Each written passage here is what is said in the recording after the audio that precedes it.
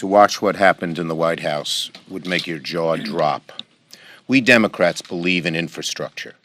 We believe our roads and bridges need repair. We believe that rural America, as well as inner city America, needs broadband.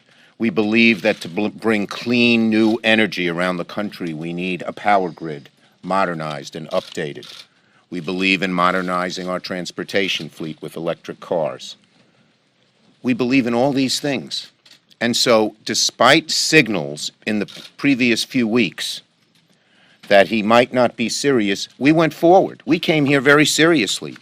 The President asked in his letter last night, where would Democrats spend the money on infrastructure? I was prepared to give him a 35-page plan detailing this in all the areas I mentioned and more that had the broad support of Senate and House Democrats. We were interested, we are interested in doing infrastructure. It's clear the President isn't. He is looking for every excuse, whether it was let's do trade first, or whether it was he's not going to pay for any funding, or whether today that there are investigations going on. Hello? There were investigations going on 3 weeks ago when we met. And he still met with us. But now that he was forced to actually say how he'd pay for it, he had to run away.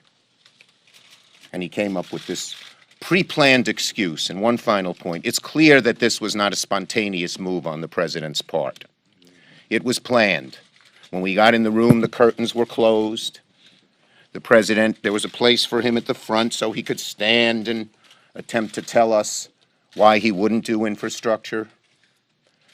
And, of course, then he went to the Rose Garden with prepared signs that had been printed up long before our meeting. We want the President to do infrastructure. We want our Congress to perform its constitutional responsibilities and create jobs, create income, create wealth for the average American. We can do both. It's clear the President doesn't want to do any of that.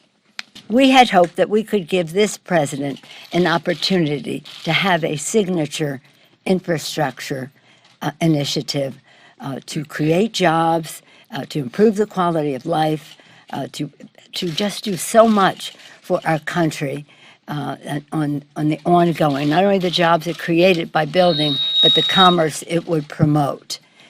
And that included roads and bridges and mass transit,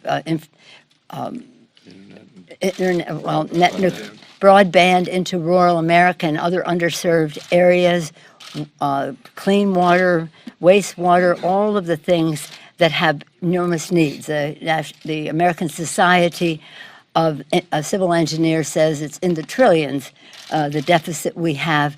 We're talking about a couple $2 billion.